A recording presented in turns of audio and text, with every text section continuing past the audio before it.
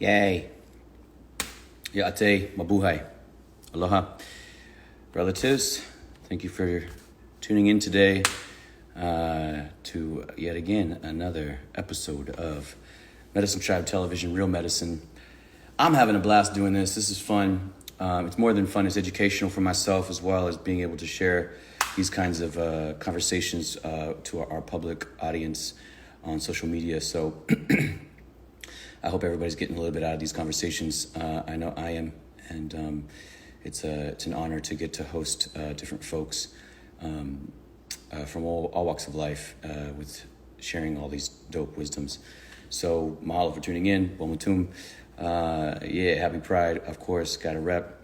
And apologies, last Tuesday's episode got lost in the ethers. I'm going to try and pull it up somewhere, but it happens in retrograde, and when things are moving, everything's going like that. So, that was pretty cool talking to Linda Perry, though, right?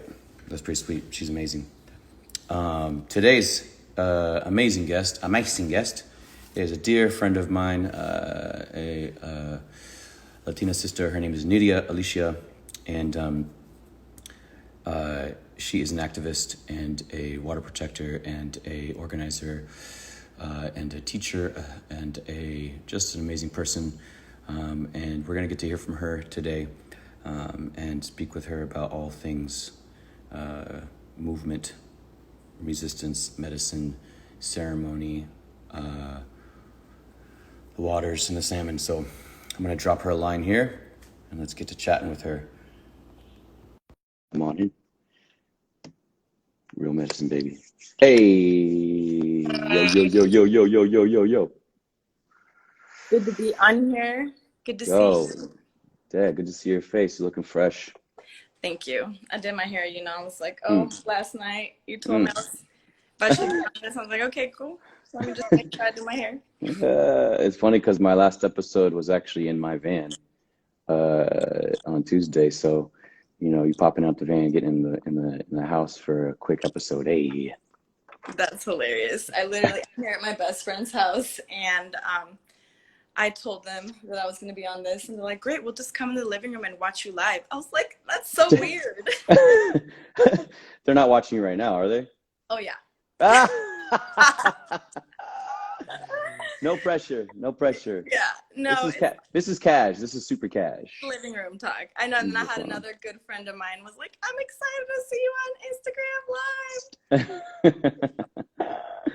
Well, thank you so much for taking a moment to check in and share your wisdoms and thoughts with everybody today. First of all, just want to give you the opportunity to share how your heart is, and then maybe you can give us a little bit of background on who you are and your work in the world. Thank you. Well, our aunties who are probably watching this would not expect me to start this any other way than in the way that they have taught us. So before we have this conversation, I just want to thank everybody who's taking time from their day to be with us. Ask this medicine here to bless us, to clear our minds, to clear our eyes. Ask it to bless me to say good things, to say things that folks need to hear for healing or for motivation. Ask for this sacred smoke to let me hear good, great spirit and whatever it is that needs to come through in this moment. I want to ask for special blessings for every single person that is here, Creator. Thank you, ancestors, to count my ancestors of this land here in Southern Oregon, where I have the honor of calling in from. I want to give thanks for Father, Son, for shining light on us one more day, and for the earth, for giving us another day of opportunity to really figure out what it means for us to be human in these times. Just give thanks to the ancestors and invite our benevolent ancestors into this living room, into every home, from every person that is here with us in this virtual way. Creator, ask that you bless each and every single one of us, that you look into our hearts, and that you clear whatever grief is there just for one moment, just for this hour that we get to be here together. I want to send special blessings to all of our frontline warriors who are in the streets right now, all of our indigenous, Black, brown, yellow, red, all the colors, Creator, that you bless every single person that is answering the call to shift this world into the way that our children deserve to inherit. So special blessings for our elders, especially the elders, the aunties who brought me and Nahko together in this beautiful family that we're a part of. Special blessings for our Auntie Winona LaDuke. Special blessings for Auntie Pua Case. Special blessings for Chief Colleen Sisk and for Auntie Karina Gold and all the sacred that they live to protect. And Creator, I want to offer this song to hopefully heal and nourish the fires in our hearts, the fire in the heart of my brother Nahko here, Creator, too, who holds this beautiful space for our people in this moment, Creator, and the fires in all of our hearts. And this song is in Nahuatl, and it is a song that honors the sacred fire.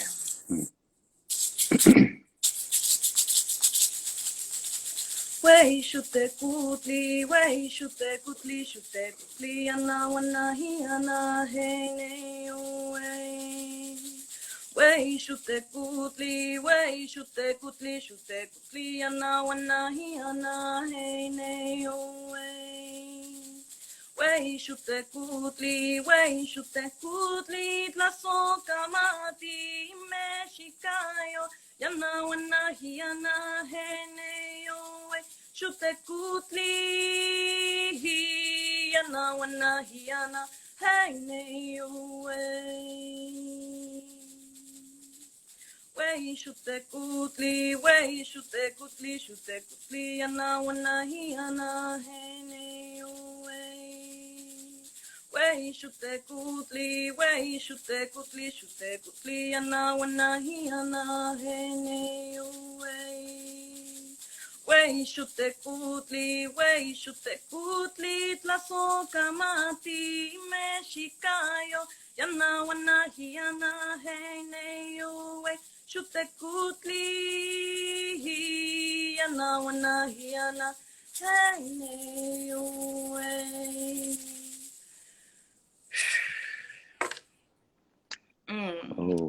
And with that song, just ask that we're all blessed and that we all get to hear and receive everything that we need to in this time. Hope. So I want to answer your question. How am I doing and who am I? Well, I was like, you're like introducing me. I was watching you, and you're like, "Oh yeah, my Latina sis." I'm like, Nahko, I thought we've had this conversation. I don't try to identify as Latina. I said all those things, and then I was like, she's gonna correct me, but I was like, it's too late. Yeah, well, it's crazy, right? Because to talk about race in this time is like not unusual given everything that's happening. So I am racialized as Latina, and that is an umbrella that a lot of us who are indigenous from Mexico and South America get lumped into, and that identity has given us power and privilege in this country to make our collective voices heard. But I'm very much aware that in my lifetime, ancestors have sent me here to reclaim the ceremonies and the spiritual practices that I need to reclaim as an indigenous woman living in a territory that is not ancestrally mine, but that I have responsibility to. So I also am not like, I'm not Latina, but I definitely am very clear that is part of the work that I'm here to do, is to make sure that we take back what was stolen from us. You know, in colonization, when colonization came in, a lot of our spiritual practices were demonized, and you know, the Catholic Church wreaked havoc in my ancestral territories. I know as well as yours, Knox. Like, we colonized cousins because Spain colonized the Philippines too, right? So what Kali is cuz. Kalikas? So what does it mean for us to reclaim our spirituality and not be afraid to reconstruct a spirituality that responds to the need to also tend to the waters and the lands that we're on, Mm-hmm. right? Mm-hmm. Um, so yeah, that's kind of like my soul work for folks who don't know me. Nahko, I know I'm just like telling you stuff you already know, But I'm but listening and I love it. I love hearing it break it down like that, though. It's good. yeah, and a lot of it is scary, right? Because you know, I want to, you know, I said a prayer for the elders who are like our aunties and who like have held us and taught us and brought us into this work. And like, what does it mean to be mentored by um, aunties who were not bloodly related, but were spiritually related to? Sure. Yeah. Yeah. Talk to us a bit about them because I still have you in my phone as Pua's princess. I love that. Because for this is for everybody listening and tuning in, but Niria and I were introduced through Antipua, and I believe we were at an event in California. mm, I think we were in LA. Yeah. Yeah, and we were at an event for Chief Colleen. Am I right? Mm-hmm. Okay. And this was before Run for Salmon had been designed. Correct. That was before you and Chief Kelly went into the smokehouse. And yeah, talk shop.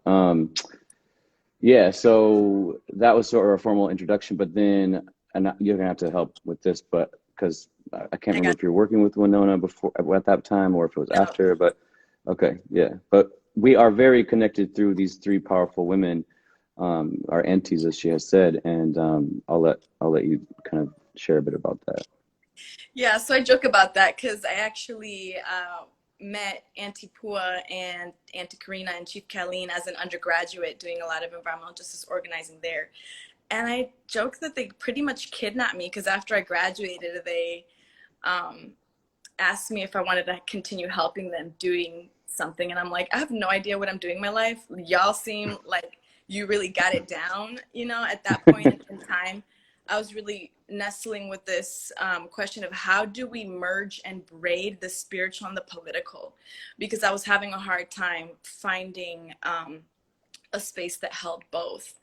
And then Mm, I said a prayer, and boom, voila, these aunties came into my life and came into your life at a different point in time, and then kind of brought us together. And we're like, okay, now you guys need to help us with this thing. And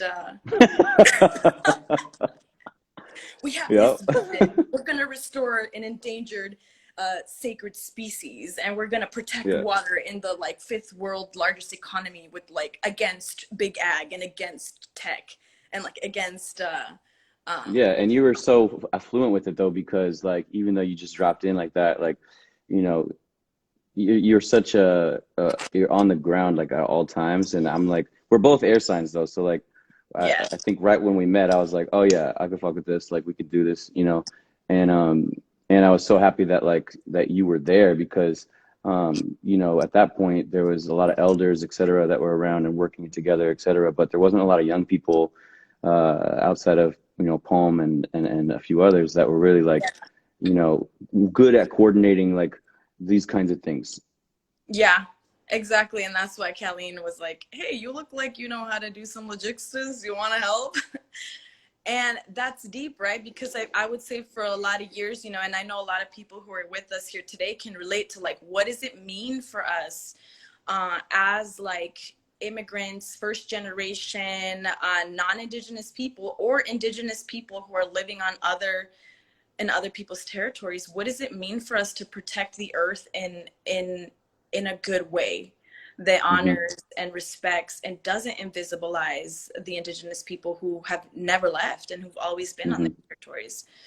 And the Winnemem and Wintu tribe for sure really have held a lot of us non-Winnemem, non-California natives in such a beautiful way, and saying like, even though like I'm not California native, you're not California native. Like, we still have a responsibility to the watersheds that we live on, you know. Mm-hmm. And Mm-hmm. as I deepen in this work with Chief Colleen and Defense of the Waters in California, and when we went on that tour with the film, I started to see that, like, if California is one of the largest producers of fruits, nuts and veggies in this country, and that food is distributed across this nation, then that means that in some way, we're all connected to this struggle. If we eat lettuce, if we eat strawberries, if we eat walnuts,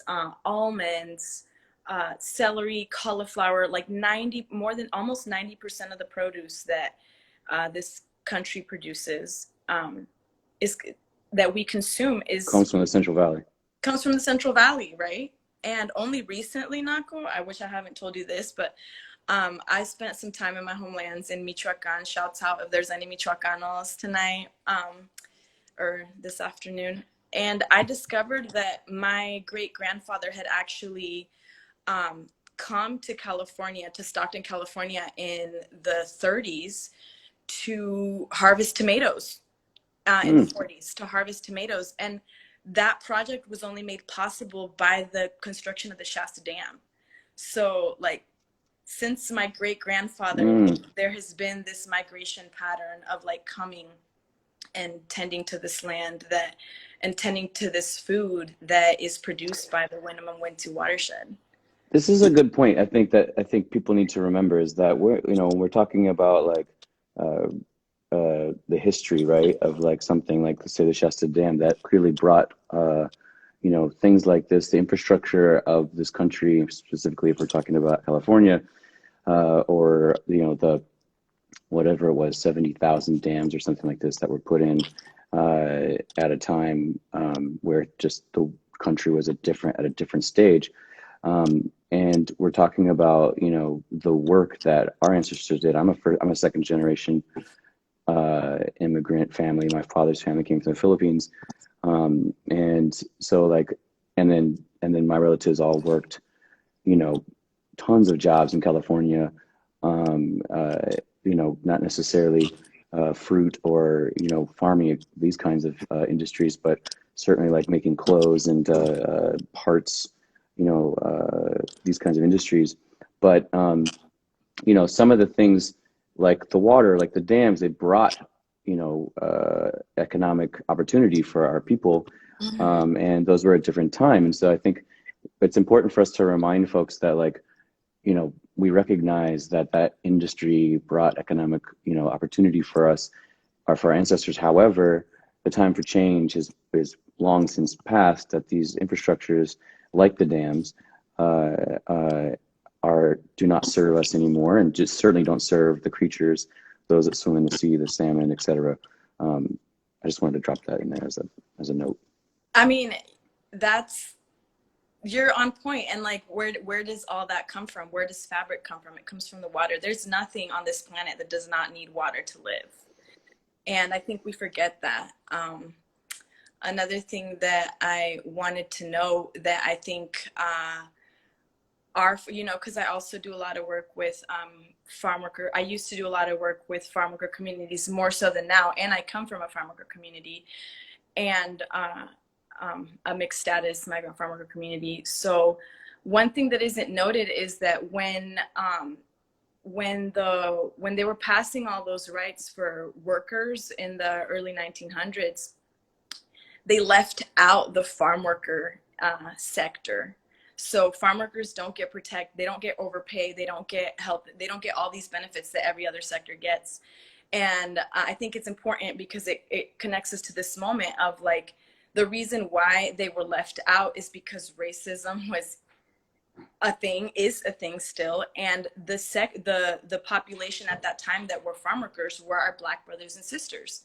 So the reason, and this is how all of our struggles are together, that sometimes I think our farm communities haven't pieced together, is that, like, we inherited that neglect. Right. especially with everything that's happening now, it's so important for us to like remember that our victories liberate each other, and we don't have to like, Ooh, that's a good one. yeah, right. Like for example, our Black brothers and sisters have been making lots of moves to like defund the police, and Mm-hmm. there's also been like my heart hurts because sometimes I think folks feel like other folks get with like, oh, all lives matter, all these things, and I when I hear that, I just hear like, like that's so much grief, and like I hear you, but this is not the time to like drown the call for like, um I don't even give that time and energy. I just like I shut it out. Like I don't have the energy to explain to people anymore. Like, yeah, right. And you know what I'm saying?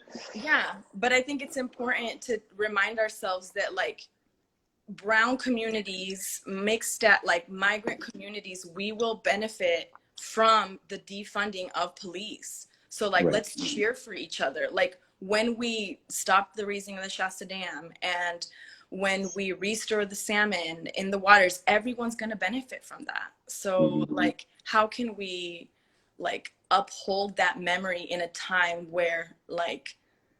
um where it's so easy for us to like turn to lateral violence, where we're like, oh well, I hurt too, like look at me, I hurt too. It's like, just everyone's gonna get their time to grieve publicly, like um Yeah, I think we chatted last night, but and that grief part was something that I was. Did we talk about that last night? I'm A sure little it's bit. Yeah, because I think that like maybe we were, but the thought at least came to me where I was like, you know, the grief of the grief of the women, mm-hmm, the way that the women will grieve, or those who identify as women, and like the grief of of Black folks, the grieving of Indigenous peoples. There's the great grieving. You know what I mean? Like of our peoples needs to happen, and so uh, these ways that we've been trying to mourn our yeah, losses, it's all mixed in the same moment of mourning, but also reactionary behavior based on continued extraction, continued uh, uh, poking at us in a way that instigates, further trauma. And so there's this we like, did talk about this. yeah, I thought so. Yeah. Yeah, because I was telling you about how a couple of weeks I had, so I've been feeling heavy, like I of course, like most of us, we can't not see hurt upon another, if we have hearts, which I believe we all do deep down inside, some of us more than others, but we can't not see suffering and not feel, right? So Hmm. a couple weeks ago, Eric Salgado and a few other brothers in the Bay Area were killed by police Mm. again, like in the middle of everything. And um, I'm a danzante, and so we were called by the family to come and offer prayer and dance and ceremony. And I like was so heavy, and I almost was contemplating not going, but I was like, I have to go. I have to like be, and like just being there and like dancing and offering and like grieving publicly, as we're like yelling, dancing, praying, was so healing. And one thing that I realized is like, as a society, we're not given the tools or the practices to create space for our grief and to be witnessed by each other. Hmm. And in that moment, it was super healing for me because the Anti-Police Terror Project helped organize that, and it was the young people. It was the young Black and brown folks who were like saying, we have to stop, because like Black on brown violence, brown on brown violence, Black on Black violence is a real thing, and the only Hmm. people who benefit from that is the police state. Hmm. So really powerful to hear the young people say, like, we stand together, Black and brown folks need to stand together. We're both targeted by police. Like, they pin us against each other. Like, that's, I think, one of the biggest ways in which we continue to like experience all that we do, is because we've been colonized in a way that makes us see each other as enemies. How do we heal that? Let's figure it out. Like, that's why we incarnated, right? Hmm. Absolutely. I mean, you kind of dropped a bit into it, but you know, the uh, what is the word I'm looking for? The importance of Indigenous people standing with Black lives. I mean, can you share a little bit more on that? Yeah, I mean, you wouldn't go to someone's funeral and start crying about like your relative who died 3 years ago, right? Like you just, Hmm. it's part of like these movements that happen are like, if we could learn to see them as like grieving ceremonies and learn to see them as that, like then we could probably be able to understand how to give space for that and how to respect that, and also not feel like a victory for someone means that we're getting left out. Right. Well, it's And like you said. I mean, our all of our victories are liberating together. yes, our victories liberate each other. Like it's true. We just need to really believe in that. And also, I think fundamentally we need to build the relationships so that we can really feel that and Hmm. have those relationships, which means we need to start moving away from our comfort zones. You know, like I think we talked about this yesterday, but since everything has happened,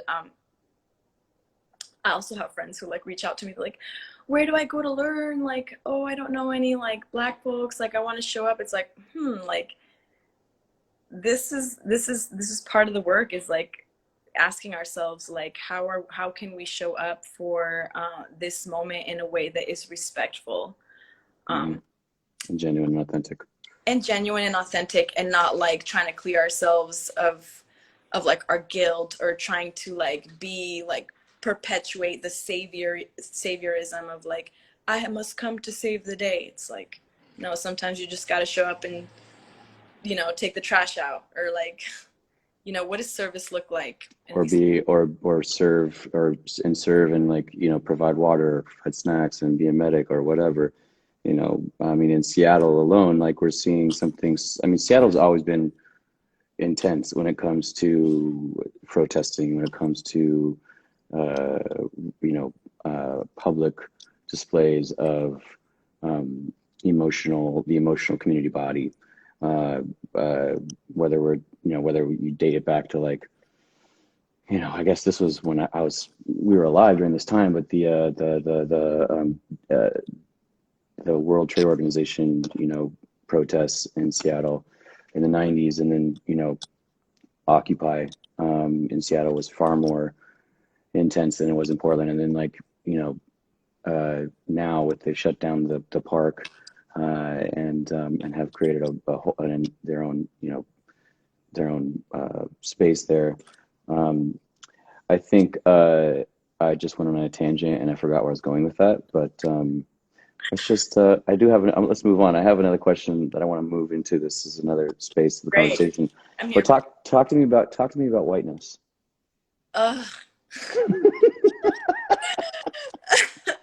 Gosh, we need so much time for that. But like, Let's just try and create a conversation around it, because I think it's a okay, really important thing, because right. you I'm know also seeing people commenting on here that our Black and brown like folks are tired of doing this work where we're always having to educate white folks. sure. And so whiteness. Well, I mean, do you want to speak on that, the education part? Because the empath, it's very important. And I think the turning of the moment, right, where like I was explaining to you that I've heard people say, white folks say that they're very afraid of becoming the minority because Yeah, they're yeah, afraid of, right. this thing. And I think that, that can touch on what people are saying here in regards to, uh, you know, Black folks being tired of talking to white folks about, you know, uh, these issues, etc. There has to be a level of, space for the teachable moment, right? Right, yeah. But it's like, okay, white folks who are present in this call, like, it's like being asked that question 10,000 times, It's you know? traumatizing. And Knox, I know you get it because me and you were born and raised in Oregon before Hmm. like Spirit moved us. Well, you still live in Oregon now, but there is this sacred tool, and it's called Google. And I will encourage you to use it. Sacred Google. Sacred Google, Uncle Google. Uncle Tio Google. And it's labor. Like I see my beautiful relative, Little Nels, Bronte. I know Bronte, you feel me because like I'm a bridge builder. Like I definitely have done a lot of work with white folks that I love. And I grew up in Oregon, so I have a more patience for it. But really, like you would really help us out by just Googling before you come and ask. Like there is so much. People learn, you know, the DIY. Yeah, Theo Google, right? Like Auntie Pua says, calls Facebook sacred Facebook. So I'm like, Google's sacred too if you use it for sacred things, right? Like, but more than anything for like and I want to just complicate something a little bit because I don't want to minimize it to whiteness. I want to like complicate it by saying like I have been doing some linguistical work on my end to call white folks or Americans European Americans because folks have ancestors. Mm-hmm. And I think a lot of the Googling should start there because like I think as I said before, the society has not given us the tools, the ceremonies, the rites of passage, like the songs, none of what our ancestors have always had. But we do have that, you know, and I encourage you to do it, you know, especially for some folks who didn't have like ancestral records burned like we did. Mm-hmm. You guys can go on ancestry.com and figure out right where you came. And I guarantee you, if you do that, your ancestors will start talking to you and will guide you in terms of what is the work that they sent you here for. Mm-hmm. So whiteness. Well, I think it's just, you know, you don't have to just. No, well, okay, we were talking yesterday about like, Yeah. okay, it's hard, right? Because there's like a lot of like white folks, there's also white passing folks, but there's a lot of white folks who are like allies and accomplices. And then there's like the white folks that like show up with guns and like are really racist. And then there's the white folks that are KKK, right? So it's like, they're not like, I don't think y'all are the same. Yeah. But if you think we're talking about you in that way, then we're probably talking about you in that way. Right. I mean, I don't know, Knox. I feel like also one way in which white folks can be accomplices and allies to non-white folks is to not ask us to do any labor unless you're willing and able to compensate us for our time and energy, or unless we love you and like we have a reciprocal relationship in some other way that is supportive and restorative and not extractive. Mm-hmm. But I think that it really is true that we all need to heal together. So like, I'm not like, it's frustrating and hard, but like, I'm not the one who, like, we're all on the same boat. And I don't think that, that demonizing and dehumanizing our white brothers and sisters is the answer. It may be one of our reactions at times, just because of all the trauma and grief and pain that we have experienced and continue to experience. But I think it all needs to like begin with doing our ancestral work and like returning to like the life ways that help us remember maybe a little what it means to be human. Mm-hmm. Mm-hmm. Yeah, and I mean the reason I brought it up really was because, you know, you had mentioned last night like the work around European American, this and that, like being able to not group all white folks into this, you know, category where we have lots of categories and being able to but then we were like, but that's not really our job, you know. But I love the conversation of it, the dialogue of it that's happening, where you know, as we go further and further into dismantling all of these structures and these constructs that we live in, and we rediscover, you know, our pronouns, or we rediscover our identities and all these things, or create it, right? Or recreate it and create new ones. Yeah. So, but there's also the teachable moment, you know, and I think that takes a level of empathy for how we navigate these new times, because it is the new world, as you would say, to dismantle. It's going to take a long ass time in our generation to to observe and make sure that we are doing this in a good way, and not, as you're saying, demonizing, and also not patronizing or creating a level of like, I'm gonna make this harder for you because I've had it hard. Yeah. And I would But just it is say, going to be hard. That's not to say it's not going to be hard. and it's going to be uncomfortable, and it's going to be Absolutely. painful. And I would just say, for any folks who are on this call who currently are in deep relationship with any white folks who are currently in deep relationship with folks of color, queer folks, is that anytime we give answering one of your questions that could have been answered with Google is time that we don't give to ourselves to heal. It's time we don't give to ourselves to mourn with our community. It's time that we don't give educating our own children, our own Black and brown, yellow, whatever, youngers who are being sent all these messages that like white is superior, and like we're dumb, or we're criminals, or we're not worthy. So for those of you who are currently in it, just know that. And if you have someone who's investing in your learning, honor that and recognize that and reciprocate that, because it is special. Mm-hmm. It is like, it's like having a PhD doctor expert giving you their time, right? So like, let's also make sure that we don't overlook that. Can you share with us some of the folks that you've been listening to, reading from lately about these kinds of things? What kinds of things? Well, last night you said you were like, have you heard of this person or that person? You should check out. And I watched this thing, and I was like, I haven't seen it yet. Is it the video you sent? Well, actually, wait, I wrote it down. I feel like I wrote it down somewhere, because you're like, yeah, I haven't. You're like, have you heard of this? Oh yeah, resources that white folks could learn. Yeah, the resources. Yeah. Oh, and well, the only person I heard who's really writing about it is Robin DiAngelo. I haven't read her, but some of the videos I've seen on YouTube are cool. You should check those out. You also name drop some other folks. And then I was like, oh shit, I don't know. Like, I know about Gloria Anzaldúa and like Sheri Moraga. Oh, that's another advice, is like, folks need to learn about the people who have written about our experiences, like Bell Hooks, Angela Davis. That's what I was talking about. Yeah. Yeah, Sheri Moraga, Gloria Anzaldúa. I know I'm missing a bunch. And then our living teachers right now who have not had access to getting in print.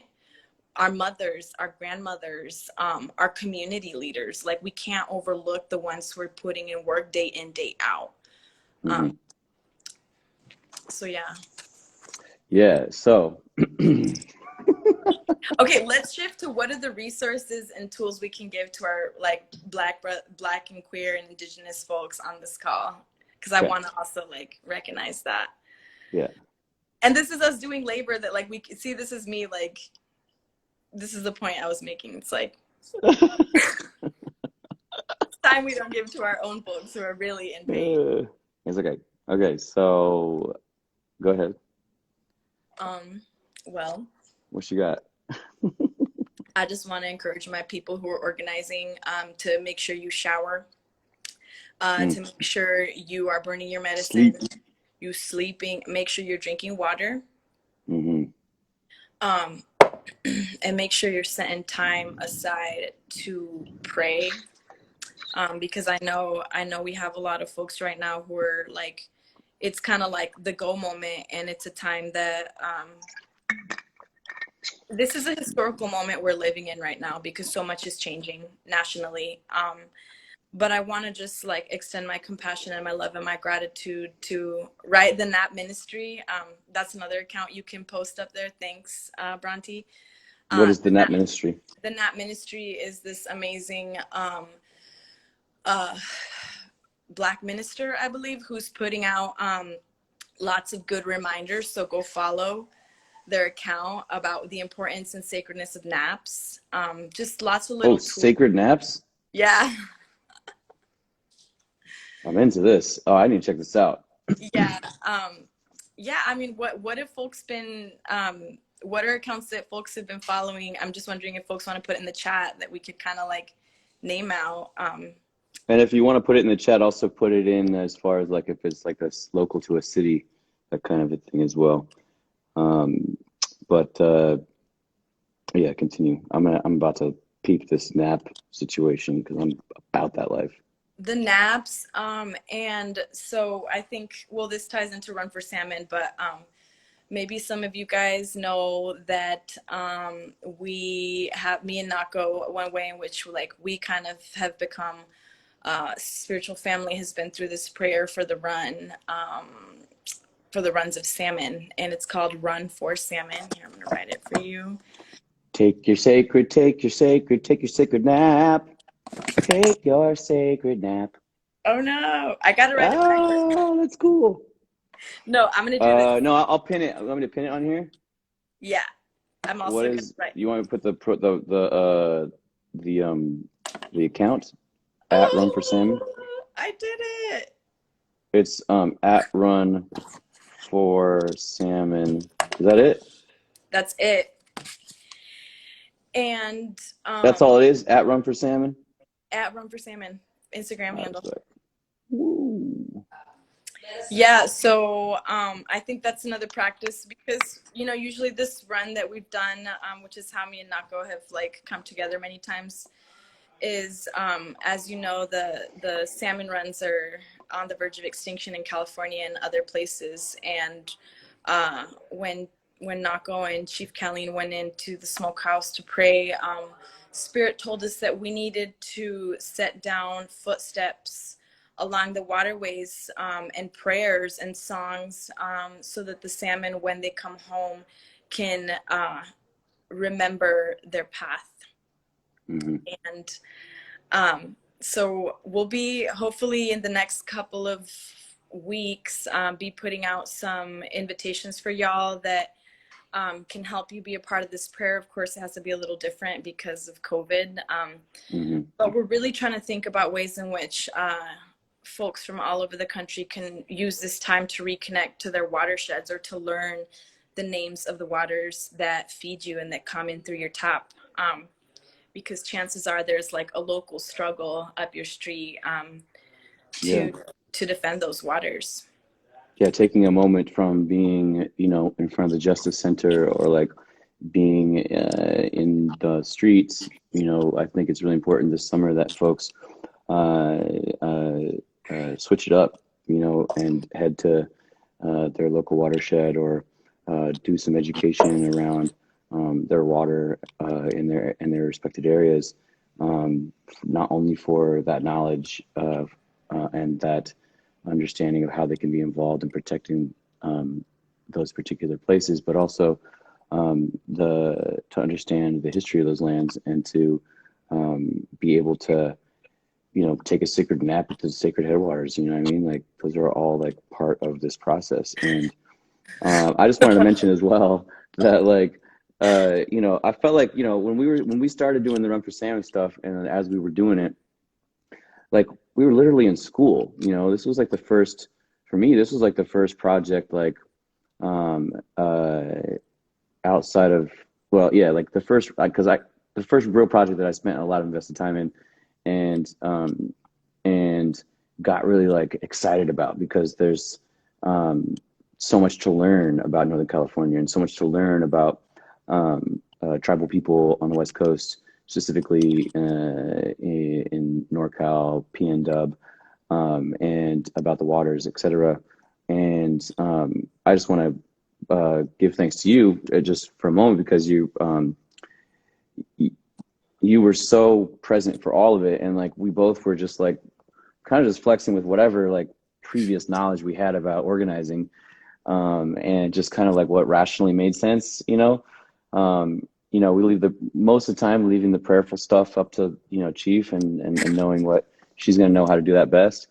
But like putting mad people together like that was a wild experience. As we go on, basically like not even a triathlon, but like a whole Indigenous Iron Man. exactly basil leaf. Like it was wild. Like I remember biking, walking, boating, running, riding horses, in the canoes, like all the kind of things. So you know, that was a big, we were in school, you know, we were in prayer school.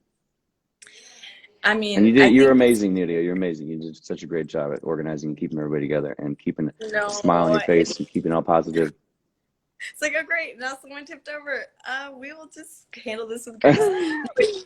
I think the beautiful thing about the Run for Salmon is that it has been such a way for all of us to come together to really hold what we're good at. Like the run happens, no one knows how it happens, but it happens. Everyone just kind of shows up and like, you know, okay, cool. I'm holding this part. And like, this may seem like it's like the visible part, it is the visible part because I'm like coordinating, but no one could do that alone. And I think, in a lot of ways, we're still in school and like learning how Yeah, exactly. Chief Colleen, how does Auntie Kua, you know, like on Mauna Kea for the past 8 months, like, you know, I was so honored to just show up and be like, Auntie, what do you need me to do? You know, like, she's like, oh, you know, the porta potties, they're getting like, people are writing on them and I don't want the porta potty man. You know, she's just tracking everything. I'm like, Auntie, I will clean the porta potties today. And like, this is my schooling. So like, that's another thing too, is like when we show up to movements and we want to be allies and accomplices, like, it's not glamorous. It might Mm-mm. be like you taking out the trash or you cleaning the porta potties or you feeding food, like you feeding people. And I mean, Yeah, it's an all around service opportunity, right? Um, yeah, I feel that and I understand that. And I wanted to also like with the salmon, with the water, with the run for salmon. I think you mentioned this a little bit before, but like if folks want to go to the Instagram account or they want to go to the website, runforsalmon.org, right? They mm-hmm. can learn more about that journey and to stay tuned because you know we were meant to have the Run for Salmon happen next month, and clearly like things are going to shift and change, but there's plenty of opportunities to support and y'all should check it out. Yeah, I mean, it's still happening. It's going to look different. But for some folks who've been following it, as you know, there's a new prayer that came in um, about how we need to also be including our prayer for the whales and this The the whales, right? whale. And Chief Kelling tells a story about how when the salmon runs would leave the watershed and go into the ocean, the first thing they would do was go to San Diego and feed the whales. And so last year in September, before we went on the run, we went down to San Diego and we did ceremony with our Kumeyaay relatives there, and have been, you know, staying in this prayer around like what does it mean for us to like be asked to continue this and to expand this prayer and this journey to include our relatives in the ocean, right? And then when we get to the ocean, that connects us back to Mauna Kea. Mauna Kea connects us back to Buyumpuyuk, Mount Shasta. And you know, I've learned in the few years I've walked this path that like the prayer will always guide you, and sometimes it will surprise you. But where God guides, God provides in a lot of ways. And Mm, yeah, you won't. mm. Damn, that was another Nidia-ism. Yeah, it's kind of what I learned from getting to ride in the back seat with these amazing leaders who like do work day in day out, and a lot of times they're overlooked and not really heard, and it's like we're really blessed to have these living teachers among us right now, showing Hmm. us what it's going to take for our generation to take it to the next level, for the next generation to take it to the next level. Hmm. Yeah. Well, you and I could sit around and talk forever because we're like that. Yeah, last night, But Nahko, so for everybody, last night, Nahko called me. He's like, hey, yo, call me. It'll be like 5 minutes. but that was after we'd already talked for like an hour. For like an hour. And it's like 5 minutes turned into another hour. I was like, oh gosh. You know how it goes. Yeah. But yo, I love you so much. I really appreciate you taking some time today to drop us some media knowledge and you know, there's so much more to dive into, because like all the stuff we talked about is just like scratching the surface. And but I hope that, you know, that's kind of the point of doing these kind of chats that I've been doing since quarantine, and just kind of like, you know, having a casual conversation about deep shit, because, you know, we talk about deep shit. All And the time. yeah, and just providing that moment for folks to get to listen in on it, and take some notes, you know. So yeah. Yeah, I think my said it was on low battery. No, thanks for having me. I hope that folks here were able to hear something new, receive. How can we support? Uh, What's your my Venmo. My Venmo? Venmo. My Venmo is my handle, so if you want to support in that way, you can also support me by supporting your community, supporting those around you who need um, love in this moment. Maybe go give someone a hug or something. That's how you can support me.